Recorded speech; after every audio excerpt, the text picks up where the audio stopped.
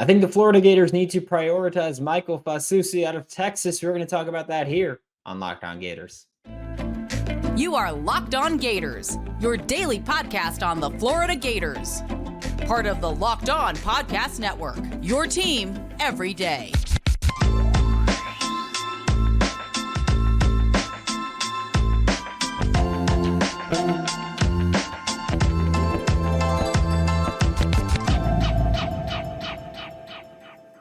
Hello, and welcome back to another episode of Locked On Gators, part of the Locked On Podcast Network, your team every day. Thanks for making Locked On Gators your first listen of the day every day. We are available daily and free wherever you listen to podcasts. Today's episode of Locked On Gators is brought to you by Game Time.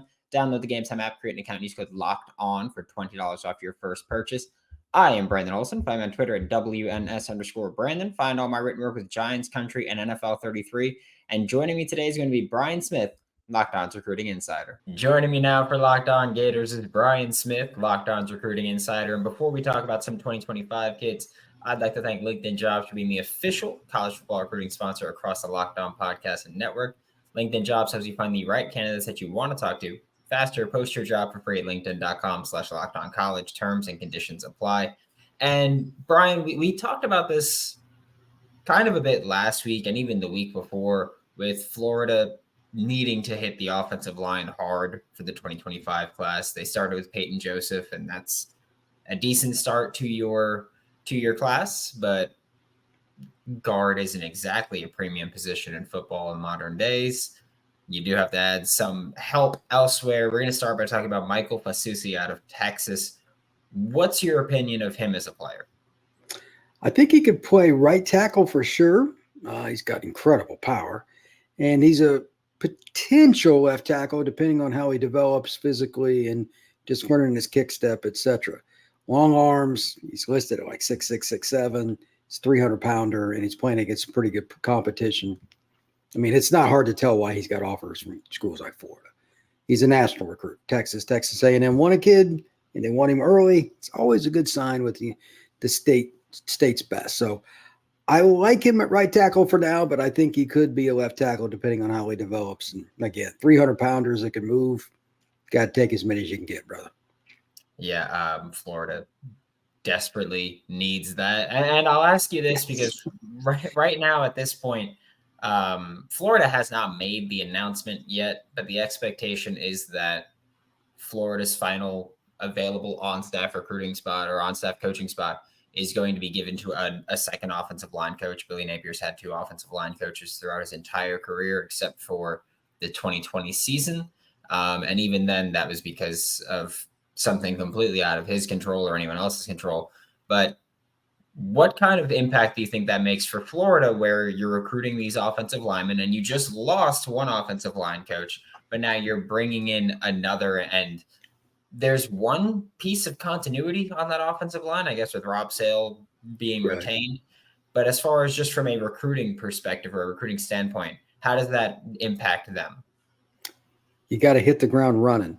The individual they bring in needs to be able to mesh. The only other thing I would say is, do you know if they have like the inside guy recruits the inside recruits, the tackles guy? Because I think Fasusi will play tackle. He could probably play guard, but he's pretty tall. I just think that you need that relationship from both guys if they're going to be around. But hopefully whichever one it is for him is recruiting the tackles a little more. Relationships, brother. We talk about it all the time. It's not the person wearing the polo that gets you in the door necessarily, but he's probably going to get you across the finish line. Kids want to see Florida offers, Oregon offers, Texas, etc. But then the relationships get that team over the finish line where they sign. So it's kind of hard, but if you really look at college football, there's been a ton of guys since right around the Super Bowl that have changed because the NFL and college, they mix, and it's later. There's nothing you can do about it. It's just the NFL schedule is completely different than college football. So this is a yearly thing. You got to figure it out, and if you do better than your rivals like LSU, Florida State, etc., in Florida's case, chances are you're going to sign better classes. Yeah, and I do also have to ask about a couple more things that aren't directly related to Michael Fasusi, but for Rob Sale, for example. This past offseason, we dealt with a lot of conversations of would he be extended, retained? It ended up being that he was extended prior to last season, and it just never came out that that was the case. So he is going to be here, but he's got, or if he wants to be here, because there was also the rumor of, could he be looking at the NFL again? And I know that we've talked about coach instability pretty much frequently lately, but for Rob Sale specifically, this is a thing where every year it becomes a conversation of, is he looking to the NFL again? Is he going to be retained, extended? When it comes to every year having that conversation, doesn't that just, I feel like that comes off as unstable in terms of long-term projection. And I'm not saying it's a terrible situation for whatever it may be. Again, if he's looking to the NFL, that's on him. It's a lot more enticing right now to go to the NFL than stay in college. But that's a conversation that's happened specifically with him every year since he's been here. I think this is the new norm. Florida is, in my opinion, again, as I've stated on this show many times, a top 5 job for a head coach, assistant coach in college football. You have all the things you need, cool place to live, all the et cetera. But the NFL, you don't deal with NIL, you don't deal with the transfer portal. I have stories that I will soon share on this show and others that aren't going to make a lot of people happy, but they are reality on why coaches are leaving in droves. And guys like Sale, who's got friends, they're always going to reach out and say, where are you? So that's not on him. First off, he's going to get overtures from the NFL. Are you just not going to answer your telephone? I mean, it's part of it. The other part, though, kids are always going to wonder, but they're going to wonder about everybody. This is something that I think was more of a concern 3 or 4 years ago, but since the portal has definitively become a disaster, let's call it what it is, everybody's in the same boat, because the number of coaches that now prefer going to the NFL in just about any capacity, taking pay cuts, is insane. So with that being stated, I think you just do the best you can if you think he can help your program until he leaves. Because I don't think that like anybody else is any different. So it impacted Alabama. That's about as ironclad as it gets. So what does that tell you? Obviously, Billy and his staff have struggled some, but having more disruption by, okay, well, Rob's always looking around, so let's just get rid of him and bring in somebody else. Well, that somebody else is probably going to, like if the phone rings and the Denver Broncos are on the other end, they're going to listen. I get it. The money's great. The pension is short to get there.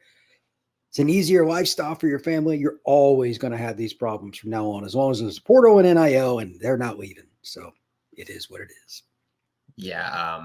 With that NFL, you don't have to, every single year go, oh, is this 18-year-old getting enough playing time, or is he about to make my life a lot more difficult? Not an issue in the NFL. Today's episode of Locked On Gators is brought to you by Game Time. Game Time is the fastest and easiest way to buy tickets for all the sports, music, comedy, and theater events near you. Baseball season's right around the corner. MLB The Show's coming out. See, Seth, just saying. That's what I'll be doing. Just saying. Right now, all customers, guess what you can do? You can save $20 off your first purchase using code Locked On. That's LOCKEDON. So if you want to, I don't know, get last minute deals, you can do that. If you want to get all in prices so you're not getting hit with these wild hidden fees out of nowhere, you could do that. If you want to see the view from your seat, you can do that. And if you want the best price guarantee, the Game Time guarantee, where if you find a seat in the same section and row for less, they'll credit you 110% of the difference. You want to do that? Go to Game Time, use code LOCKEDON, LOCKEDON, for $20 off your first purchase. Download Game Time today. Last minute tickets, lowest price guaranteed. With moving on to the next part, or the next player here, Max Buchanan, an in-state player this time, because Michael Fasusi, of course, Texas. Max Buchanan in Florida. Just what's your opinion of him as a player right now? I knew about him when he was a freshman. I knew his program, some Seminole, just north of Orlando. They're always competitive. They won a state title recently, always got dudes. And his head coach told me 3 years ago, like, this is the next guy up front for us. He was like a 240, 250-pound kid as a freshman, and he was like competing for starting reps right out the gate. That doesn't happen at Seminole. So I'm like, okay, this is somebody I need to be on the radar.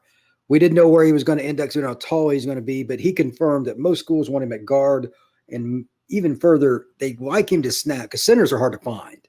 To go up against some of the athletic guys that play 1-tech and 3-tech now, it's pretty rough, especially like Florida happens to play this team from Athens, Georgia, that tends to have good defensive linemen. So having a center, kind of important. So I think it's going to be interesting where he ends up. UCF, Clemson, Florida, Miami, Florida State. Everybody's on him, and he's open with, like, he's an incredible interview. I wish everybody was like Max. He's very forthcoming. That's rare in the state of Florida, but he's also a great kid that is just like, I want to take these trips. I want to see how it goes and go from there. Like, UCF's a serious contender.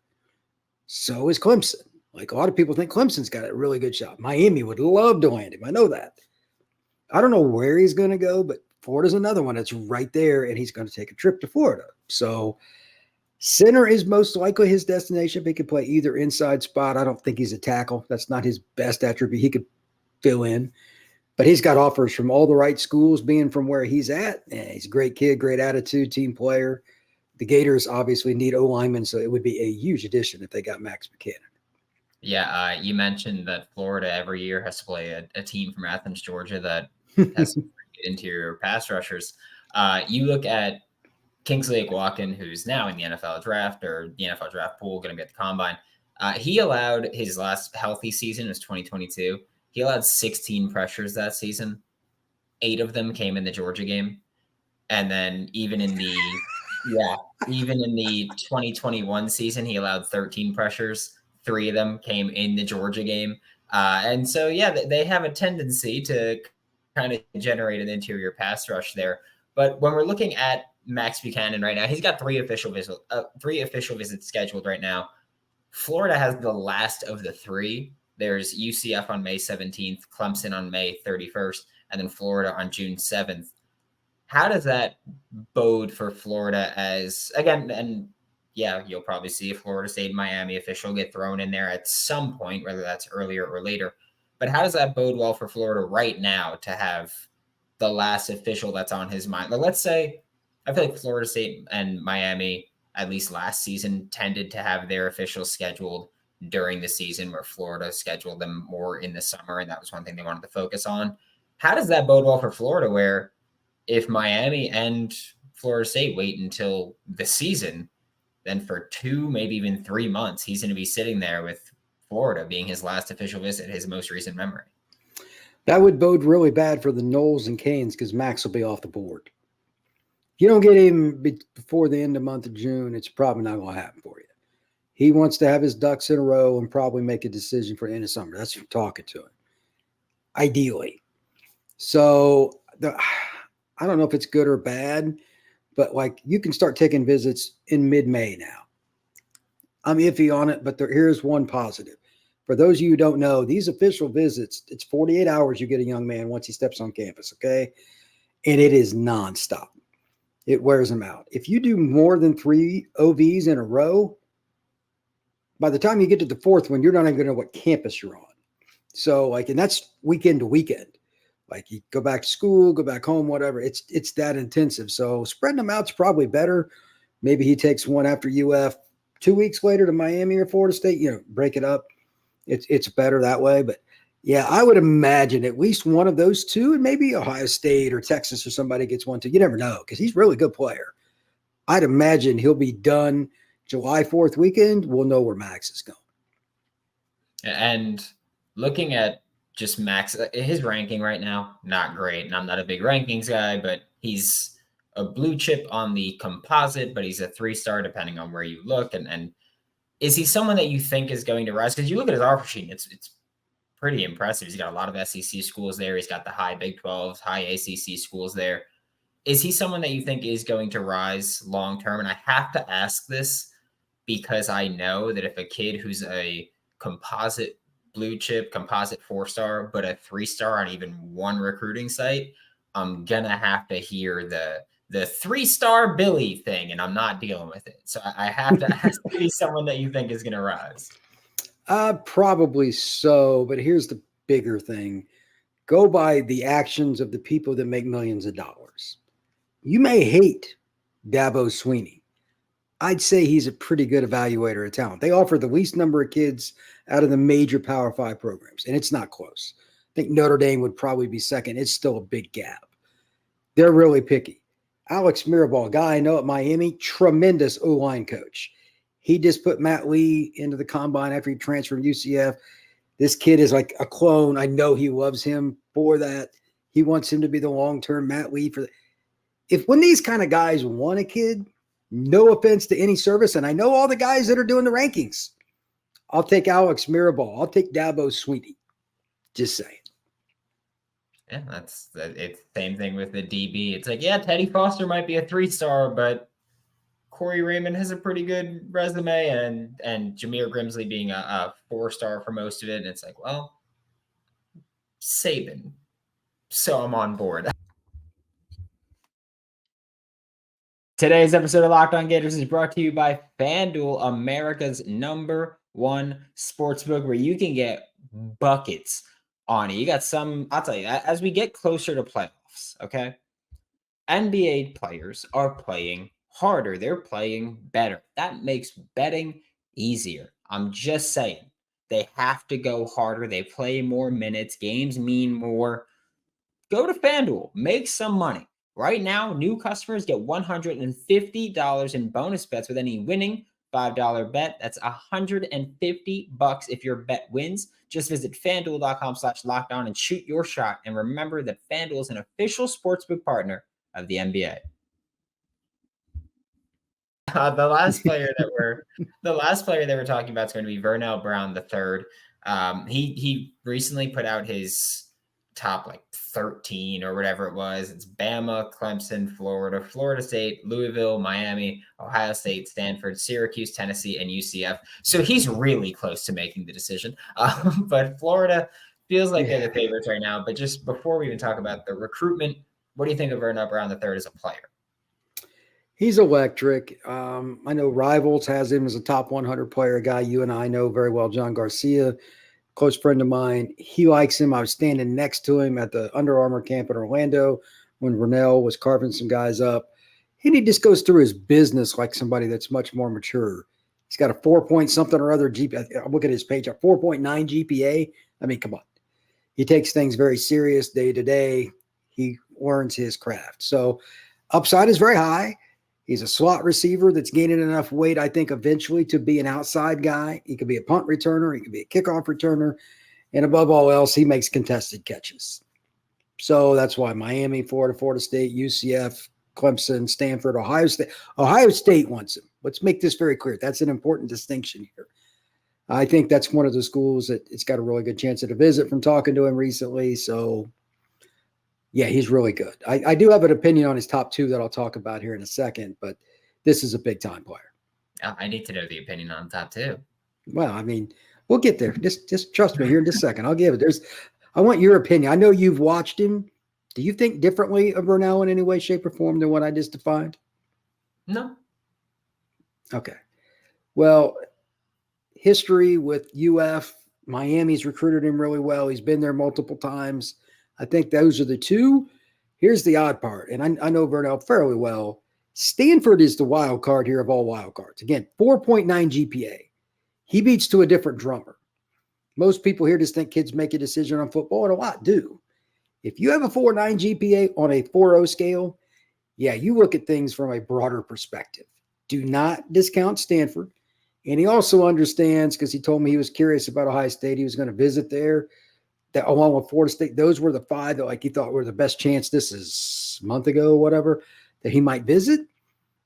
Those I would watch. Clemson, always makes me weary, especially with a kid like this. It's very devoted to what he's trying to do. He'll fit in with Dabo, those kind of schools. Yeah, that's always a concern. And then finally, he's open-minded. He's going to take his trips. There's a kid that might take more than 5. It could be him. His dad's involved with the process. He's got good people around him. I like UF in Miami, but it's still a long way to go.